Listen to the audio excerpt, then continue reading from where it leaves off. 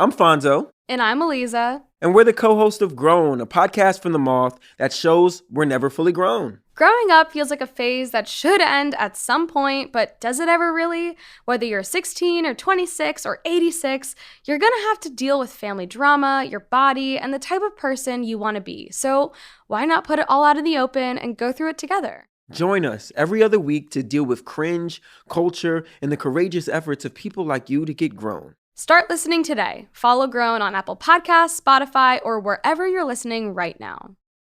Hey, it's Anita. Unless today is your very first time pressing play on the Embodied podcast, you know I'm no stranger to hard conversations.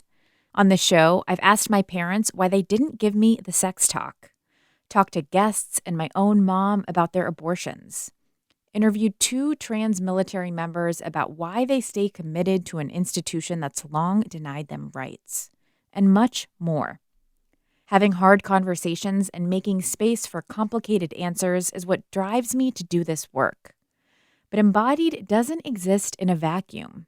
Its mission, vision, and sound is inspired by folks who I admire, interviewers and storytellers who are deep thinkers, thoughtful listeners, and people who approach their work with curiosity and empathy.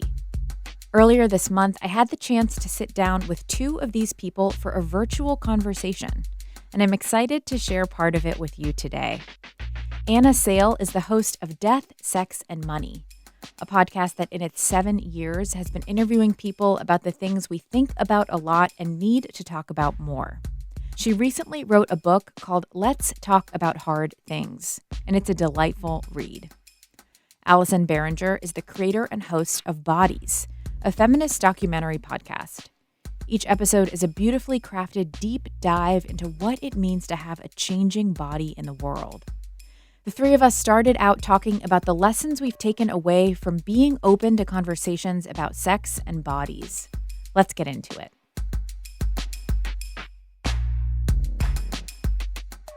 So, Anna, I'd love for you to start us off. You just published this book yesterday, so you've been thinking a lot about having hard conversations with folks in your life on and off the microphone. And I'd love to start by talking about sex in particular. Okay. Let's just get right into it. So tell us about one of the hard conversations you've had about sex with someone that maybe you weren't used to talking to sex about, and how that conversation went. Yeah. Well, I write about this in my book. I mean, the thing with hard conversations, sometimes you can sort of think about it ahead of time, plan the timing and how you want to open the conversation, prepare yourself. And that's, of course, my preference as somebody who likes to be prepared. But I had a conversation once when I was going for my annual OBGYN exam where I was just like not expecting a hard conversation about sex. I have Kaiser healthcare. I live out in California. So sometimes that means I have these like rotating doctors. And this one doctor's appointment, I had this male OBGYN whom I never met before. And it was about, probably about a year after my first baby was born. And soon after I had my first baby, I got an Nexplanon arm implant, birth control, long-acting birth control. And I was like, I'm thinking like I should probably get this out. We want to have a second kid. Like, when should I do that? And then I just like made it that a sort of like ching joke, like not that we've needed it that much, because we had a baby, right? And what he did was so graceful. He was just like, well, let's talk about that. Like, what have you noticed about how your sex life has changed since you've become a parent? And I was like, also because he had acknowledged that he was a Death, Sex, and Money listener prior to saying that. So I was like, do this, Anna. You gotta prove you can do this. You can't pretend like you don't know. Yeah, I was like, okay. I was like, well, sometimes you're just tired, finding time, like you're so, the whole thing. And he's like, well, maybe you could talk about that with your partner and just sort of like talk about redefining what intimacy might look like. And he was like, and also, I know it sounds really like clinical and boring, but scheduling sex can also be a really useful tool and can help you sort of like gear up for it, like get the energy reserved. And it sort of, we just sort of like, and he's like, all sex doesn't need to end with orgasm. It can be whatever, just closeness. And I was like, oh, okay. And then he ended and he was like, because I just want to, if you're talking about having a second baby, if you're going from like no sex or rare sex to trying to have a baby sex, like that can be a lot of pressure, especially for second pregnancies. And I was at this point maybe like 36, 37, so not a young woman for trying to get pregnant. And I just so appreciated that like reminder of just like, oh, like we don't need to make this there's a way we can make this easier on ourselves. And so I went home and I talked to my husband, Arthur, and I was like, I had a conversation with my new OBGYN last night, or get this today. Let me tell you about it. And I was, just sort of like scheduling. What do you think? What do you find you need? What do I need? And it like led me to sort of be like, what I think I'm kind of could use more of myself right now is just like, I really love skin on skin. Like skin on skin is something I talk a lot with babies, like, when you're that bonding. I was like, I just want also some more skin on skin time. So the doctor, like by inviting me in, because he like didn't let me just sort of be dismissive and like make fun of myself for feeling like a cliche. Instead, he was like, let's talk about this new phase that you're in. It was wonderful. And I just think, oh my gosh, if more healthcare providers could just like see those, when they see those little windows, if they rush in and say like, do you want to talk about this more? He was so skillful and I really loved that. It's awesome that he also brought up, like, acknowledge that people have sex for so many different kinds of reasons or search for intimacy for so many different kinds of reasons. So kind of like got you out of that framework of just like sex for baby, will body allow me to do that. Like acknowledge that exploring is important. Yeah, that sex is a spectrum, like, and you can want different things at different moments from the sex that you have with your partner. And that's totally cool. Like you can communicate that. Like that's also was really helpful. I know one of the things that we've talked about a lot on Embodied, and I've thought a lot about, is the difference between, like we were mentioning, like a sex talk that's focused on how to have it and how to have it safely, and a sex talk that's focused on pleasure. And Allison, I know that was something that you were thinking a lot about with Bodies, and even posed to your mom. Do you want to tell us a bit about that? Yeah. So the first episode of Bodies is my own personal story, and it was the inspiration for the show. And in short, basically, I was in my mid-20s and in this relationship, and all of a sudden, sex became painful. And I couldn't figure it out, went to different doctors, was kind of dismissed, like, oh, pain is kind of normal, just use lube. And then it was actually through a friend and talking to her, and she told me she had had painful sex for many, many years, and that it turned out to be the birth control pill. And this kind of blew me away because I had never known about any side effects of the birth control pill, really. And that kind of got me down this road of going to the same doctor she had, figuring out that it was indeed the birth control pill. It was a hormonal birth control pill that was causing the painful sex, and then looking into the history of the pill and the science of it and all that.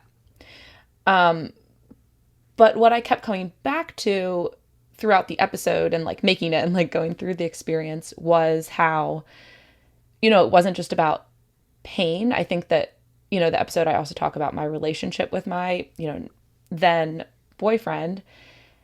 And I think one recurring thing in our relationship was like, it wasn't really about my pleasure. And I think that's as much as like my own upbringing or my own inability to talk about it at the time. And also like his, our relationship. So that was kind of a thread running through. And I just felt like growing up, I hadn't had conversations with my mom about pleasure and like how, both partners should be having pleasure. And I think we get a lot of messages in our society. They're very like male pleasure focused. And so at the end of the episode, end of the reporting, I ended up actually talking to my mom. And I was home in Maryland visiting, and we were sitting in my childhood bedroom and, still painted like this horrible, like pastel green that I had when I painted it when I was 14.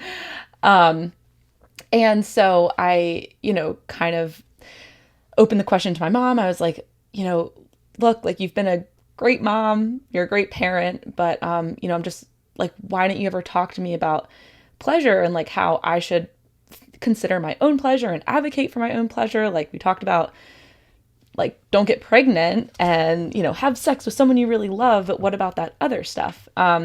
So you're about to hear a clip that plays at the very end of the episode where I kind of put that question to my mom, like, why didn't you tell me? Why didn't you tell me? Why didn't you tell me how to, find pleasure in sex? That's an easy answer, because one is you only know what you know, and I didn't have any information to give you. My mother never talked to me about it, and I grew up in a very strict Catholic family, and you didn't advocate for yourself. I didn't know that you were supposed to advocate for yourself. And as a mother of a teenager, the goal was to make sure you didn't get pregnant. You're lucky. You learned in your 20s, took me to my 50s. So We talked for almost 30 minutes. I didn't have any information. Trying to think if I have any other questions. I think that's it. Thanks, Mom. You're welcome. I put the microphone down. Like I said, only knew what I knew. Yeah. Take off my headphones. Yeah. Why are you getting emotional? I don't know. Why are you getting upset, Mama? Because sometimes I feel like I failed you in that department. Mom. Oh. Oh. Oh. It's okay. No, you didn't fail me. That's silly. Yeah, but why didn't you tell me? Why didn't you tell me? Well, I didn't know any better. Yeah. I mean, Kathy was the one that told me that, you could rub your clitoris while you were having sex. I'm like, what? Oh, I don't know. When did she tell you that? I don't remember. I had to be married in 20s or 30s or something like that. You did a really good job. I'm serious. Yeah. Yeah. Okay. Okay. I love you. I know you do. Oh. Oh. So wonderful. I love that moment. Tell us about that. What was that like? Yeah, so it was, I kind of had two brains going, like my producer brain, which was like, got to make sure I get the good tape, got to make sure I turn the microphone back towards myself. And then the other half of me, which was just like me, human Allison, like being in the midst of having this like really intense conversation with my mom. And then, she like gets upset at the end and feeling like, man, I'm kind of a jerk kid for being like, Mom, it's your fault. You didn't tell me about this. Like, why didn't you tell me? But it's interesting because, the first episode, we like have that, serious conversation, and that what made it on the episode. But it was pretty cool because like pretty much every other episode that we've done for Bodies, we did one about breastfeeding, and I called my mom. I was like, what was your breastfeeding experience like? And then we did an episode about menopause, and I actually interviewed her again and kind of flipped the script of being like, Mom, you went through menopause. I was like totally absent doing my own thing. I didn't ask you about this. So I think probably all three of us have been really lucky in that our jobs have been a way in for us to have these conversations. Like we kind of got to cheat. Like it's easier in some ways, I think, to be like, oh, I'm producing this. So that's why I'm asking these hard questions. Yeah. I think I've also talked to my parents for a lot of the episodes of the Embodied podcast. And I'm going to play a clip from a couple of conversations we had about sex. But hearing what you're talking about, Allison, is like, I think for me, I've gotten more and more comfortable, like turning that radio brain off. But I think I've also learned a lot about like where I think with people that I know really well, I'm maybe less likely to like really set the table for the conversation. And so with my parents, sometimes I'll give them like a really broad, like, we're going to be talking about this, but I don't tell them like the specific questions. And sometimes it's been great. Like, I think with what you'll hear, like when I ask them about their experiences with porn, there was like so much in like an element of surprise, but there have been moments where that has gone really wrong. I've had to learn a lot about like care. I mean, not learn a lot about care, but like taking care of people that you're talking to on the microphone. And like, there are times where I have not done that. I have not set the table in a way that gives them a sense of like where we're going to be going with the conversation. So let me play a quick clip from the 2 conversations I had with them about sex. So one of them was for our episode about pleasure.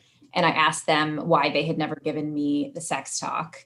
And then the second was an episode about porn. And this, I had zero idea what was going to come out when I asked this conversation, but I asked if either of them have had experiences with porn. So yeah, here are my parents. Go for it, Dad. I think it is very much a cultural thing. If I had to learn about sex when I was growing up, it was almost impossible. My parents also didn't tell me anything. No sex talk, period, nothing. I think we didn't do, if it's one area where we were lacking, we were totally lacking in that area. Because we did not have the example that it was something we didn't talk about. If you could have the sex talk today, how would you start the conversation? I think you would really talk first by explaining how a human is actually conceived. I've heard about the magazines. You've seen that in the stores. But apart from that, I have not been exposed to porn. I mean, I've not looked for it. I'm not interested. You know what? I'm telling a complete lie. This is kind of random, but this is the only exposure I've had. Dad asked me to go to a shop in Iowa City to get something because he wanted to. Do you remember that, Satish? Yes. So I totally have been inside a store, but for an errand for Dad, for a medical-related errand. For a medical-related errand? That was it. Dad, any reflections? So I think my first exposure to porn was in England. This is our small group of friends, about half a dozen of us. We prepared for the exams, and fortunately we all passed. And so the way we wanted to celebrate was to go and watch a porn movie. And that's what we did. You did? I didn't know this. Yeah, I never told you. Wow. and so on. And that was my first and last true experience to actual porn itself. I don't think I've had much exposure.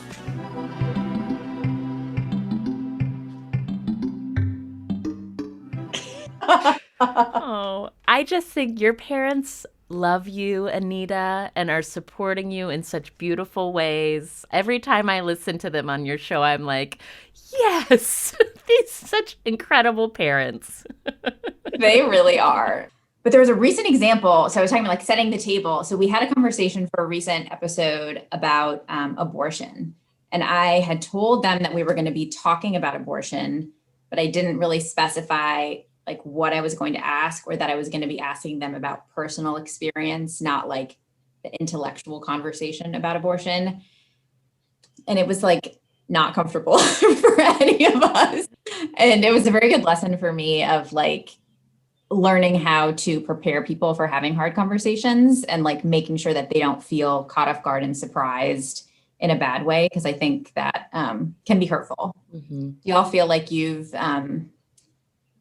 in terms of like conversations about sex, do you feel like you have like lessons that you've learned that you want to take away into your own, like Anna, I don't know, about talking to your kids about sex? Like, do you have?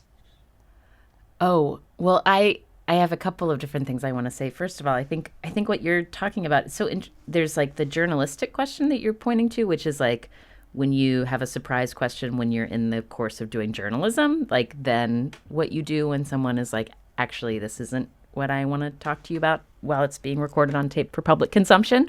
Like that's one thing. But then even, if you just think of it as a personal hard conversation, I also think that's like, something to think about. Like, and I thought about a lot with writing the book is how I both wanted to like encourage people to lean in and try to talk about stuff that's hard and tender and out of the ordinary and dig in, but also to be quite mindful that you may run into the person you want to talk to's boundaries, and they might say, no, this is private. I actually am not ready to talk to you about this, or I'm not going to talk to you about this. And respecting those boundaries is also part of the really important relationship that you're trying to tend to with a hard conversation. I would say with my own kids, they're so little, but I got some advice from a sex educator early on with how she sort of talked about sex and bodies with her 2 little boys. And really sort of core was the idea of what's private and what's public. And anything that's private is something you get to tell decide who sees it, and also get to decide who touches it, And so I just, even watching like a pediatrician now, I've had really great healthcare experiences at Kaiser Oakland, I will say. Like the pediatrician, it very young, like, is it okay if I look at your body now, like look at your body under here, like really even at that age, kind of like reinforcing that this is a consent issue when it comes to private areas. And I just really love that framework, because then it's like, yes, it's great to be open and comfortable with the sexual parts of ourselves. Also, it is different than the public parts of ourselves. It's private, and you can decide how and when and who you want to share that with. Allison, we got a question in the Q&A that I'm going to put to you that kind of pivots off of that. So this is from Lily, who says, my question is how you as hosts decide to open up your personal lives for a podcast, especially as journalists who are trained to be objective. How do you think about objectivity and the line between personal and professional? Allison, do you want to take that one when it comes to especially this issue of like personal hard conversations like the one you had with your mom? Yeah. That's a great question, and I certainly don't have the answer to it. I feel like it's something that we wrestle with on the team and I've thought about a lot. But first of all, I think objectivity is like, who is the arbiter of what is objective? And I think that kind of restriction of like, oh, I have to be objective is kind of limiting. I think that in the example of my own story with hormonal birth control, I felt like I had this experience. There was something that needed to get out there. Media was not really covering the side effects of hormonal birth control. And I felt like my personal story was a way to get that information out. And connected to what you were saying, Anna, there's certainly a lot that I did not put in that episode. People be like, oh my gosh, you put everything in there. But I'm like, there was a lot I left out. There was, as much as I did put a lot of personal details in there, but there was also a lot I left out.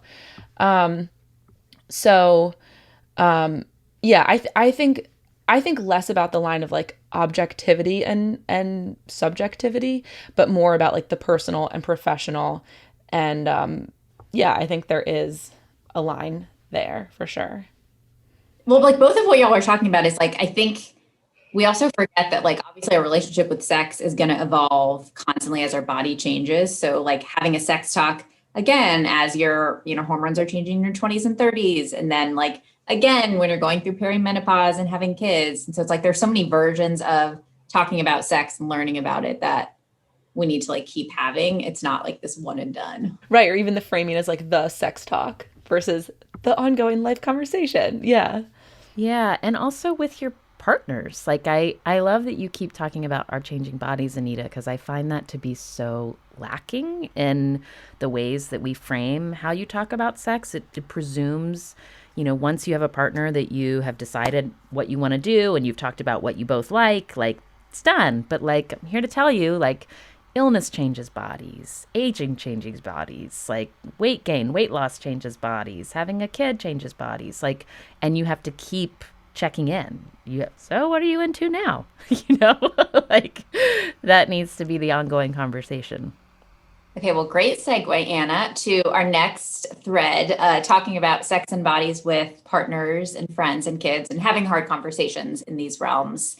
One of my favorite parts of your book was you talking about reconnecting with your ex-husband and making sense of the end of that relationship on your own, and then trying to make sense of it in conversation with him. tell us about how that conversation came to be and what it was like to reconnect and have a conversation with an ex-partner that went over some uncomfortable territory. Yeah. I mean, it was intense and weird. I'm here to tell you. I was married to my first husband from the age of 26 until 30. We split up right as when I was 30 and divorced. And it's sort of like it's kind of like an overarching plot of the whole book, because I feel like that divorce for me was this moment in life where I was like, oh, I can't like study and work and work my way around through this hard thing and fix it. Like we did the couples counseling, we did all the books, I went to church, I tried to find the like, what is this breakdown and how do we like apply the epoxy that's going to just like make it better? And I couldn't. And I found that to be a really shameful experience of just like, because so much of my identity was like, I am a person who makes commitments, and I'm a person who and keeps them, and I'm a person who prioritizes family. And so I couldn't, like, how am I also going to be a divorced woman? Like, how does that all work together?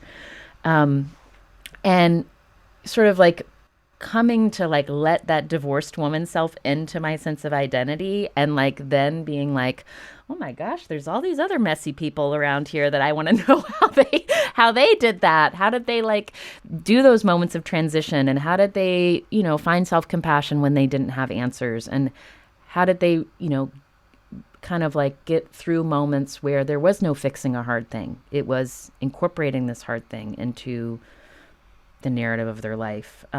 That's what sort of led to Death, Sex, and Money and all my work since. So I got as I was reporting this book, I was like, okay, Anna, like you can't like write about your divorce and like set yourself up as this like person who's like, you all really got to have the hard conversations. But I didn't talk to my ex-husband the entire time I was working on this book. So I, early on I was like, I'm writing about this. I'm going to share, and I shared pages with him. And I also asked him to sit down with me, mostly because I was like, I was curious if he remembered the like conversation impasses that I did. Like, was there something that I didn't say, or that we looking back, because it was years later, like, was there something that I missed or I was too proud to grapple with? And what I found, it was both kind of, it was like you sort of sit down with your ex-husband and you expect to like really have this revelation and catharsis. And instead what it was like a complete confirmation of like, and of my memory of that time, which was we were kept coming up against the fact that we wanted different things. I wanted a family, I wanted a house, I wanted like stability, a certain model of I knew what I wanted my family and adulthood to look like. And he was going through this big change of becoming a filmmaker and wanting to just be not sort of hemmed in with those kinds of strictures, and wanted to sort of embrace adventure. And we didn't want the same thing. And the sort of place that I came to at the end of the book was like, oh, those hard conversations at the time, I understood them as failures because they didn't fix the breakdown of our marriage. And now I understand them as sad conversations that were hard because what we were talking about was hard. And they led us to face the fact that we weren't going to be together forever, even though we'd had this lovely time together and, grew up together and were best friends through our 20s and came of age together and loved each other. And I think that's really important to remember with conversations about sex and, rejection. You have to, when you're talking about this stuff, there's the possibility that you're not going to agree at the end. And that doesn't mean you've done the conversation wrong. Sometimes that means you've done it right because you're being more open about what you both want and need. Yeah.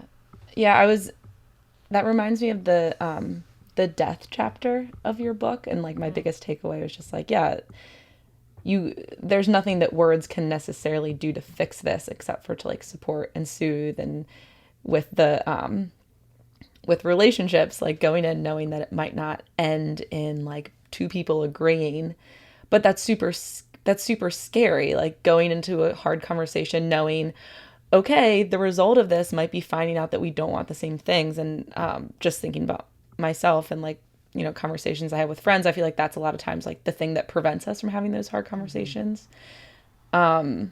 Do you have advice? I know, looking for advice, but Well, I actually, do you have advice for that? No, I think it's really, because the whole thing with a relationship is like, this person is telling me something that is maybe not exactly what we're not fully aligned, but I have to figure out where my line is on how far I'm willing to compromise. And I think that there's a lot of usefulness of just like letting yourself be in the I don't know phase, you know? Like that was my whole thing when I got together with Arthur, my now husband. There were years we were dating and I was just like, I don't know if this makes sense and I don't know if I'm ready to commit again. I don't know what we're doing. And he's so like he would say to me when we were first like, we were long distance and we were really like responding to each other. And he would just say, all you have to decide is if you want to talk to me tomorrow. You're not promising me anything. Like, and it was just like this permission to just be exactly where I was and to not need to race. Of course, I still did race ahead and be like, what am I doing? You know, but, you know, to just let yourself be like, I don't know, you know, and sometimes those things are like, I don't know. I feel like I'm on a timeline. If I want to have kids, like that was for me, I was in my early 30s. So I felt this like additional pressure to like reach some conclusions. But you know, sometimes you just have to go through it before you know. I feel like there's also like, I've been thinking a lot in the past year. I read the book by Anita and Anne Friedman called Big Friendship. And it was so powerful and it hit me like at just the right moment because I'm in my early 30s. I have these friendships from college that are a decade old, some of which have fallen apart, some of which are still strong, but I'm entering this phase where people are more coupled and paired, and maintaining those deep, close friendships takes a lot of work.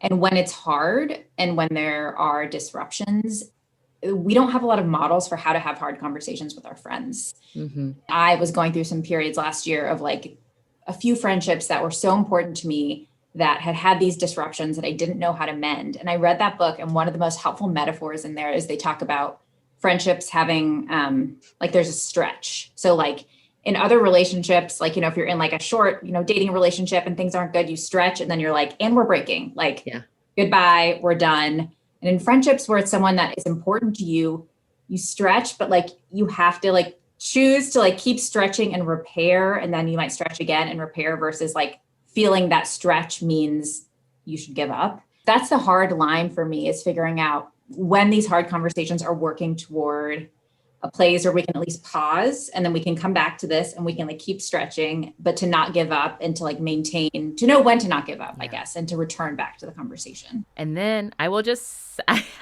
say, I mean, I know that space so well.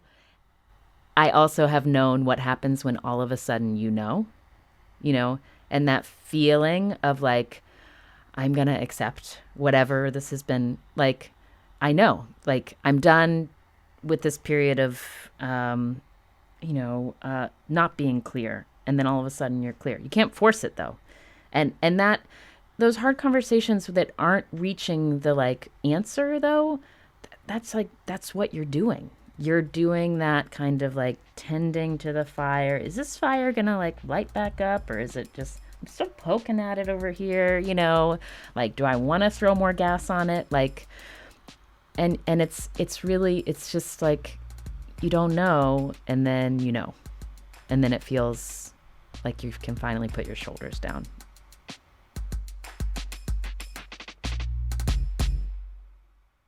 My thanks to Lindsay Foster Thomas for producing this episode, and to Anna Sale and Allison Behringer for hanging out with me. The podcast Bodies and Death, Sex, and Money are also available on your favorite audio app. This show is supported by Weaver Street Market, a worker and consumer-owned cooperative selling organic and local food at 4 Triangle locations in North Carolina. now featuring online shopping with next-day pickup. weaverstreetmarket.coop. Embodied is a production of North Carolina Public Radio WUNC, a listener-supported station. If you want to lend your support to this podcast and WUNC's other shows on demand, consider a contribution at WUNC.org now. Incredible storytelling like you hear on Embodied is only possible because of listeners like you. We have one more episode left this season, and this small and mighty podcast grows only through your support. So thank you for supporting us. I'd love it if you took a minute to rate us, write a review, and send a link to this podcast to someone in your life who you think would love it. I'm Anita Rao on an exploration of our brains, our bodies, and taking on the taboo with you.